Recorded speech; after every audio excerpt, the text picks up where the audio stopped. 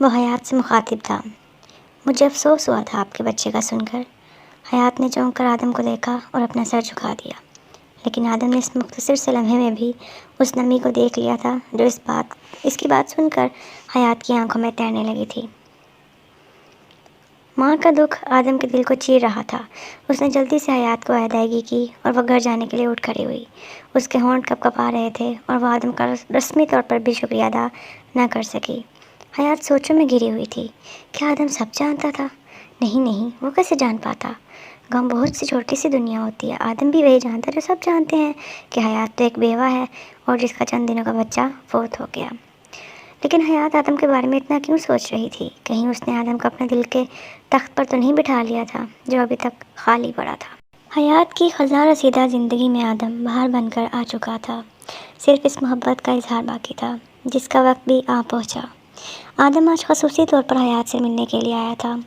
وہ اسے ایک تحریری پیغام دینا چاہتا تھا، اپنے دل کا پیغام۔ اس نے وہ رکا اپنی مٹھی میں بند کیا اور حیات کے پاس پہنچ گیا۔ حیات پھول چننے میں مصروف تھی۔ اسے خبر نہیں تھی کہ آدم نے بھی اسے اپنے لیے چن لیا تھا۔ وہ اس سے مخاطب تھا۔ حیات جی، اگر آپ اجازت دیں تو آپ بس یہ پڑھ لیجیے گا۔ اگر کوئی بات بری لگے تو مجھے معاف کر دیجیے گا۔ اس نے وہ رکا حیات کی طرف بڑھا دیا جس کا دل یہ سب سن کر تیزی سے دھڑکنے لگا تھا۔ وہ اس کے لیے تیار نہ تھی۔ محبت اپنے اظہار سے پہلے ہی اپنی خوشبو سے دلوں کو مہکا دیا کرتی ہے۔ مجھے آپ کے جواب کا شدت سے انتظار رہے گا۔ آدم نے حیات کے ہاتھ پر وہ خط رکھا اور کچھ مزید کہے سنے وہاں سے چل دیا۔ حیات اس وقت تک اسے دیکھتی رہی جب تک آدم نظروں سے اوجھل نہ ہو گیا۔ حیات کے جذبات و احساسات کا احترام کیا گیا تھا۔ اسے انتخاب کا حق دیا گیا تھا۔ اسے ایک کھلونے کی طرح چھین لینے یا خرید لینے کی کوشش نہیں کی گئی تھی۔ اسے اختیار دیا گیا تھا کہ وہ آدم کو حاصل کر لیتی یا اس کی محبت کو ٹھکرا دیتی۔ آدم کے رویے نے اس کے دل میں گھر کر لیا تھا، لیکن وہ اس کے خیالات جانے بغیر فیصلہ نہیں کر سکتی تھی۔ جیسے ہی اسے فرصت ملی وہ آدم کی تحریر پڑھنے لگی۔ آدم رقم دراز تھا۔ حیات جی، تسلیمات، میں آدم ہوں۔ مجھے زیادہ الفاظ تو نہیں آتے، لیکن مجھے محسوس ہوتا ہے کہ آپ میری وہ جنت ہیں جس کی میں تلاش میں تھا۔ پہلی نظر کی محبت کو میں نہیں مانتا، اس لیے کہ محبت کا تعلق جسم سے نہیں ہے، سوچ سے جڑا ہے۔ محبت الفاظ میں کبھی بیان نہیں ہو سکتی۔ اگر میرا جذبہ سچا ہوا تو یقیناً اپنا رنگ دکھا دے گا۔ چشم برہ آدم۔ اظہار محبت سننے والے پر کیا اثرات مرتب کرتا ہے، اس کا اندازہ وہی لگا سکتا ہے جس پر یہ سب بیت رہا ہو۔ حیات کے لیے آدم کا اظہار محبت حیات بخش ثابت ہوا۔ وہ امیر علی کا لگائے زخم بھول گئی۔ اب وہ مسکرانے لگی۔ اس نے بہت عرصے بعد خود کو آئینے میں دیکھا۔ اسے خود پر بھی پیار آ گیا۔ اس نے ارادہ کر لیا کہ وہ اپنا خیال رکھے گی۔ وہ خود کو سجانے لگی۔ گاؤں کے صحت افزا ماحول نے حیات کی دلکشی کو چار چاند لگا دیے تھے۔ حیات نکھر گئی۔ اس نے جواب میں لکھا، آدم جی، حیات سلام کہتی ہے اور عرض کرتی ہے کہ جنت کو پانے کے لیے پورے صراط سے گزرنا پڑتا ہے۔ حیات خود جنت کی متلاشی ہے اور اس سفر میں آپ کی رفاقت اس کے لیے باعث افتخار ہوگی۔ حیات نے اپنے دادوں کو اعتماد میں لے لیا تھا۔ انہیں کوئی اعتراض نہیں تھا۔ آدم کے والدین اس کی خوشی میں خوش تھے۔ نکاح کی تقریب گاؤں میں ہی منعقد کی گئی اور آدم اور حیات ہم سفر بن گئے۔ ان کے سفر کی پہلی رات ہی پورے صراط ثابت ہوئی۔ آدم حیات سے مخاطب تھا جو سر جھکائے سہانے سپنوں میں کھوئی ہوئی تھی۔ حیات، میں ہمارے رشتے کی بنیاد سچ پر رکھنا چاہتا ہوں۔ میری بات سن رہی ہو نا؟ جی۔ حیات، میں تمہیں کسی بھی قسم کے اندھیرے میں نہیں رکھنا چاہتا۔ چند برس پہلے میرے ایک لڑکی کے ساتھ تعلقات تھے۔ ہم شادی کرنا چاہتے تھے، لیکن اس نے مجھے دھوکہ دیا اور اچانک کسی اور کی خاطر مجھے ٹھکرا دیا۔ ہم بہت قریب تھے حیات، لیکن اس کے بعد میں ہمیشہ سے معاملات سے دور رہا ہوں۔ میں اپنی زندگی کی شروعات تمہیں اندھیرے میں رکھ کر نہیں کرنا چاہتا۔ وہ لڑکی اب میری زندگی میں نہیں ہے، نہ ہی کبھی آئے گی۔ میں نے اس کی یادیں بھی اپنے ذہن سے کھینچ دی ہیں۔ اب میں صرف اور صرف تمہارا بن کر جینا چاہتا ہوں حیات، صرف تمہارا بن کر۔ آدم جذبات کی شدت سے خاموش ہو گیا۔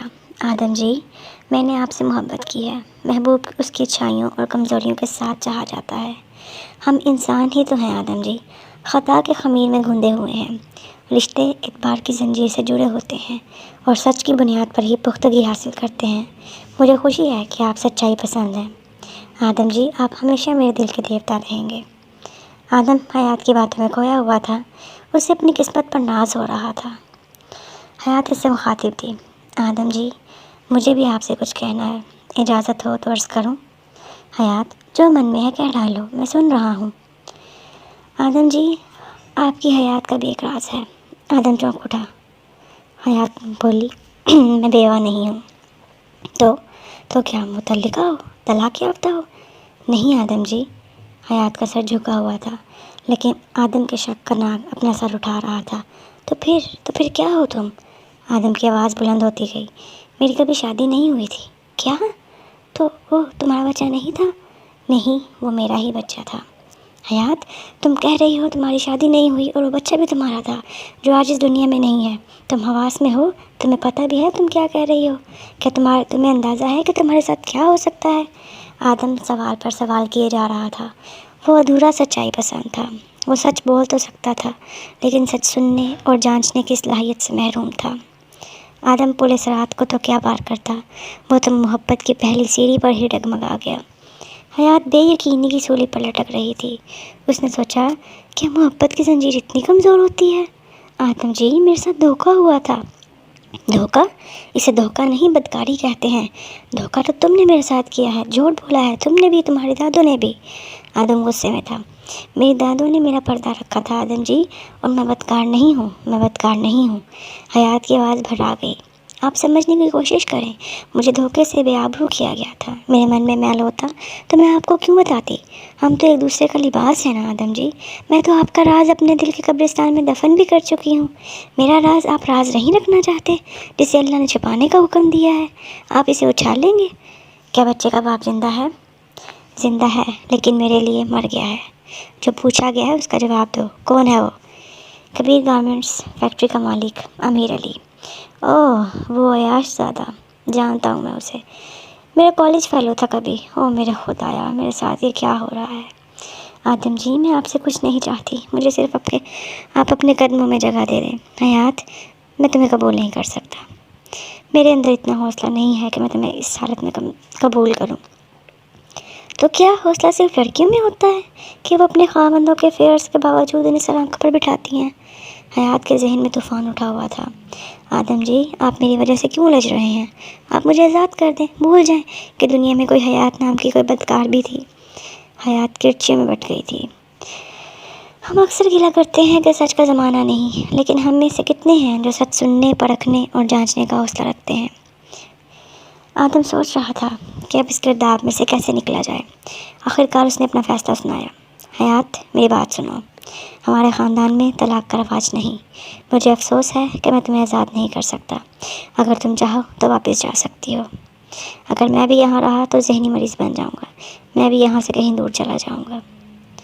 آدم غلطی کر رہا تھا، لیکن کیا یہ غلطی اسے جنت کے نزدیک کر دے گی، یا پھر اس نے خود کو سوچ کے جہنم میں دھکیل دیا تھا؟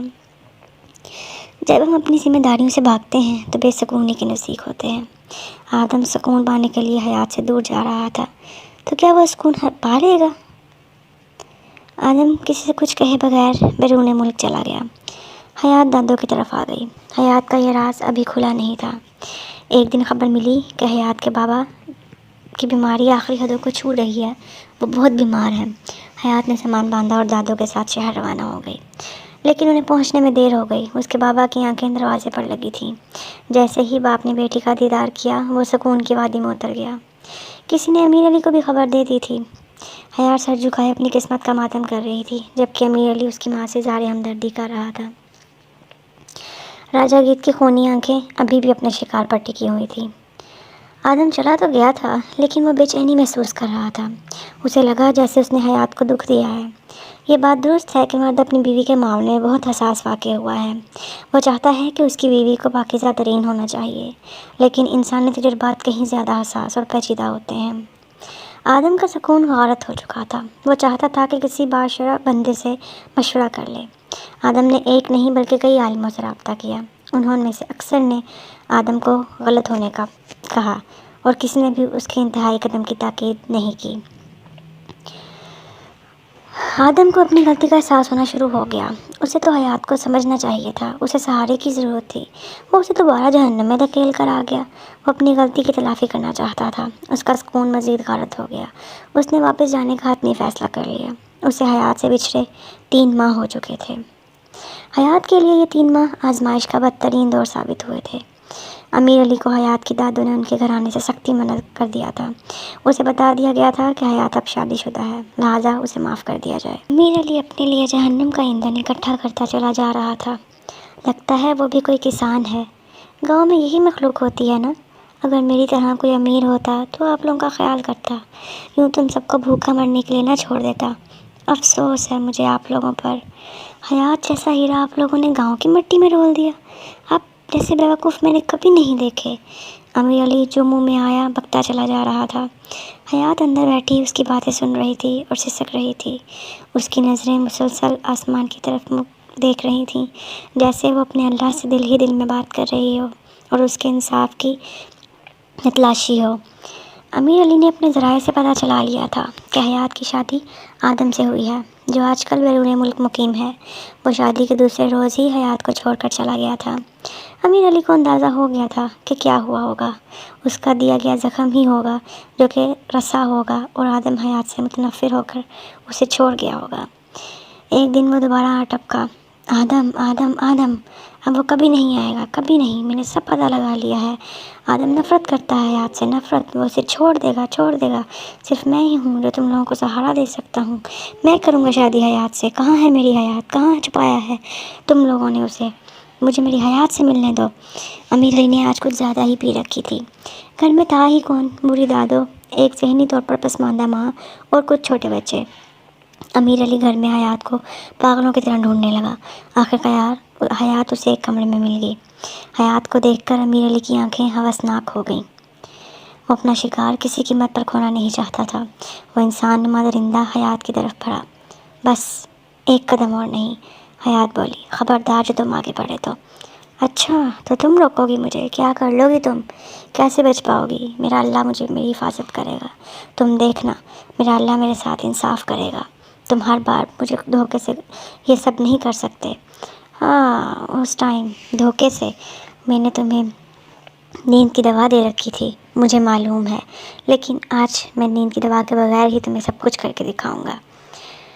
امیر علی، ایک قدم آگے نہ بڑھانا، ورنہ میں کچھ بھی کر جاؤں گی۔ کر ہی کیا لوگی تم؟ کر ہی کیا سکتی ہو سوائے چیخنے اور چلانے کے؟ دیکھا، کہا تھا نا، آدم نہیں آئے گا، نہ وہ آیا، وہ تمہیں چھوڑ کر چلا گیا۔ نفرت کرتا ہے وہ تم سے۔ صرف میں ہی ہوں جو تمہیں دیکھ سکتا ہوں، تمہیں سنبھال سکتا ہوں۔ تم مجھے میرے حق سے محروم نہیں کر سکتی۔ ایک دم سے گولی چلنے کی آواز آتی ہے۔ حیات چونک کر دیکھتی ہے تو امیر علی زمین پر گرا ہوتا ہے۔ پیچھے آدم کھڑا نظر آتا ہے۔ آدم؟ بس حیات کے منہ سے اتنا ہی نکلا۔